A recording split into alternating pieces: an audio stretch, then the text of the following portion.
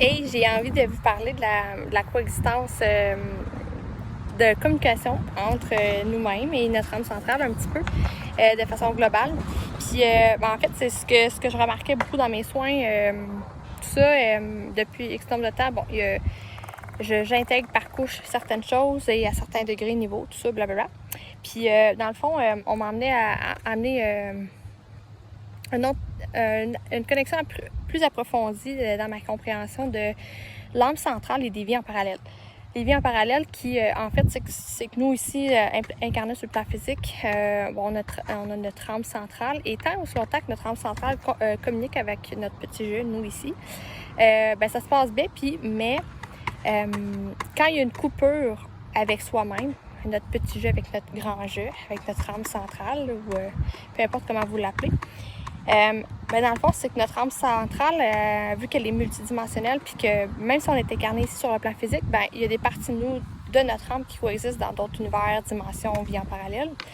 Puis quand ça s'est coupé, c'est que sur le plan physique, ici, dans le ici maintenant, sur le plan terrestre, on va répéter des situations, des relations, des schémas, des patterns qui proviennent de notre âme centrale. Parce qu'elle est isolée. Elle est en coupure de communication avec notre nous. Et ce qui fait en sorte que on devient en manque de solutions créatives pour créer des nouveaux schémas, patterns, relations sur le plan physique ici maintenant.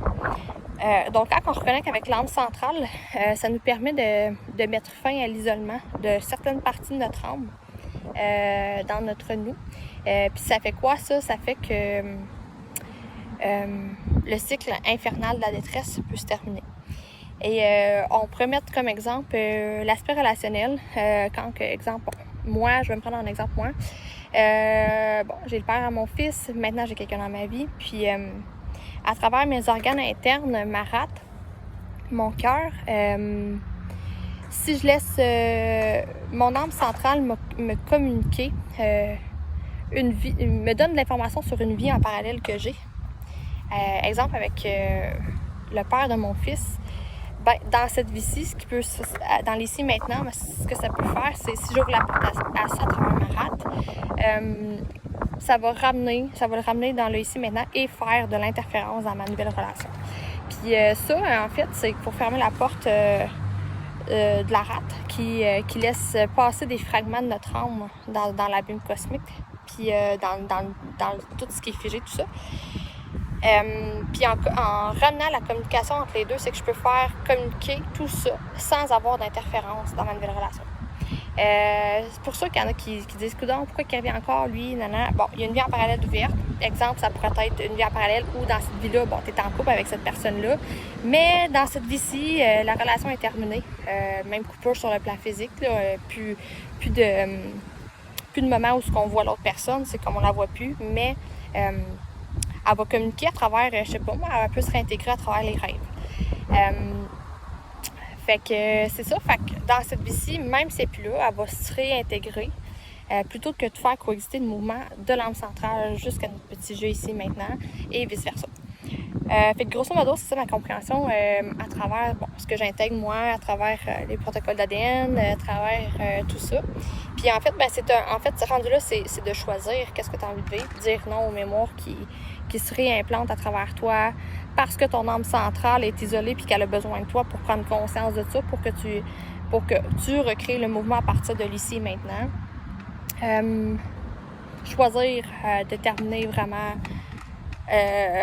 l'autre relation qui est sur une vie en parallèle, par exemple, dans une autre dimension, une autre orbite, puis dire « Ok, c'est beau, je t'ai vu, je t'accueille, je te reconnais, maintenant, moi, je veux faire ma vie ici. » Puis, je vais coexister avec cette vie en parallèle-là, mais je ne la ferai plus rentrer à travers mon sans-espoir qui habite ma rate. Parce que la rate, quand on se fait du souci, on rumine, elle va avoir un impact.